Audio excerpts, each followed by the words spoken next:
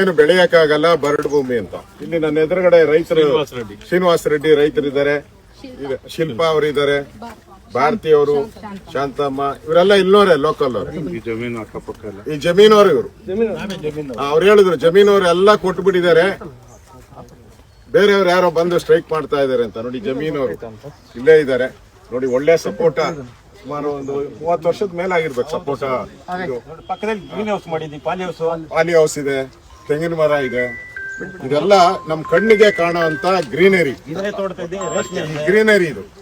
ಈ ಗ್ರೀನರಿಯನ್ನ ಇವತ್ತು ಸರ್ಕಾರ, ಅದರಲ್ಲೂ ಡಿ.ಕೆ. ಶಿವಕುಮಾರ್ ಅವರ ಕಾಂಗ್ರೆಸ್ ಸರ್ಕಾರ ಬಲವಂತವಾಗಿ ಜಮೀನ್ ಕೀಳ್ತಾ ಇರೋ ಬಗ್ಗೆ ನಮ್ಮ ರಾಜ್ಯದ ಅಧ್ಯಕ್ಷರು, ನಮ್ಮ ವಿರೋಧ ಪಕ್ಷದ ನಾಯಕರು ನಾರಾಯಣ ಸ್ವಾಮಿ ಅವರು, ನಮ್ಮ ಡಾಕ್ಟರು, ನಮ್ಮ ಲೋಕಸಭಾ ಸದಸ್ಯರು ಮಂಜುನಾಥ್ ಅವರು, ನಮ್ಮ ರವಿಕುಮಾರ್ ಅವರು, ಅವೆಲ್ಲ ಪೂರ್ತಿ ಟೀಮ್ ಬಂದಿರುವಂತದ್ದು. ಇಲ್ಲಿ ಆಗ್ತಾ ಇರುವಂತ ಅನ್ಯಾಯವನ್ನ ಪ್ರಪಂಚಕ್ಕೆ ತಿಳಿಸುವಂತ ಕೆಲಸವನ್ನ ಮಾಡ್ತಾ ಇದ್ದೀವಿ. ರಾಜ್ಯದ ಜನತೆ ಗೊತ್ತಾಗಿದೆ. ಯಾಕಂದ್ರೆ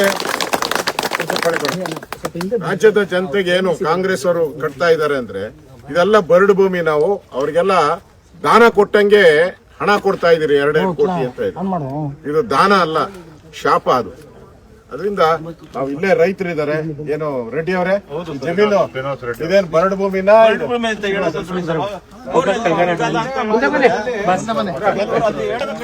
ಮೊಬೈಲ್ ಡೌನ್ ಮಾಡಿ. ಈಗ ನಮ್ ಬೋರ್ಗಳು ಓಡ್ತಾ ಇರೋದು 140 ಅಡಿ ನೀರೇ ಸಿಗಲ್ಲ. ಕೆಲವರು ಮಾಡಿಲ್ಲ, ಭೂಮಿ ಬೇಡ ಅಂದವರು ಆತರ ಮಾತಾಡ್ತಾರೆ.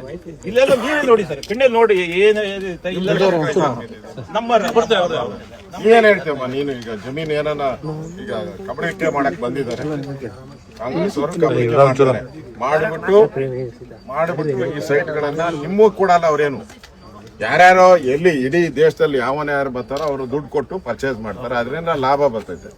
ಅಲಾಭ ಲೇಔಟ್ ಮಾಡಕ್ಕೆ ಬರುವಂತ ದುಡ್ಡು, ಅದನ್ನ ಸ್ಕೀಮ್ ಇದು. ಅದಕ್ಕೆ ನಿಮ್ಮ ಅಭಿಪ್ರಾಯ ಏನು ಜನಗಳಿಗೆ? ನಾವು ಕೊಡಕ್ ನಮ್ ರೆಡಿ ಇಲ್ಲ ಸರ್. ನಾವ್ ಜಮೀನ ನಮ್ಗ ಸೈಟು ಬೇಡ, ದುಡ್ಡು ಬೇಡ. ನಮ್ಗೆ ಇರೋ ಅಷ್ಟ್ರಲ್ಲಿ ನಾವ್ ರಾಗಿ ಭತ್ತ ಆದ್ರೂ ಬೆಳ್ಕೊಂಡ್ ನಾವ್ ಜೀವನ ಮಾಡ್ಕೊಂಡು ಆರಾಮಾಗಿ ಇರ್ತೀವಿ. ಇರೋ ತರಕ್ಕೆ ನಮ್ಗೆ ಅಷ್ಟೇ ಸಾಕು. ಎಷ್ಟು ವರ್ಷದಿಂದ ಮಾಡ್ತಾ ಇದ್ರಿ? ನಾವು ಒಂದ್ 45-50 ವರ್ಷದಿಂದ ನಾವ್ ಮಾಡ್ತಾ ಇದ್ವಿ. ಅದಕ್ ಮೊದಲು ನಮ್ಮ ನಾವು ರೈತರ ಮಕ್ಳೇ, ನಮ್ಮ ಅಪ್ಪ ಅಮ್ಮನೂ ರೈತರ ಮಕ್ಳೇ, ಅತ್ತೆ ಮಾವನು ರೈತರೇನೆ. ಸರ್ಕಾರದವ್ರು ಏನ್ ಹೇಳ್ತಾರೆ ಅಂತ ಹೇಳಿದ್ರೆ, ಮುಖ್ಯಮಂತ್ರಿಗಳ ಆದಿಯಾಗಿ 70-80% ರೈತರುಗಳು ಕೊಡಕ್ ಒಪ್ಕೊಂಡ್ಬಿಟ್ಟಿದ್ದಾರೆ ಜಮೀನು.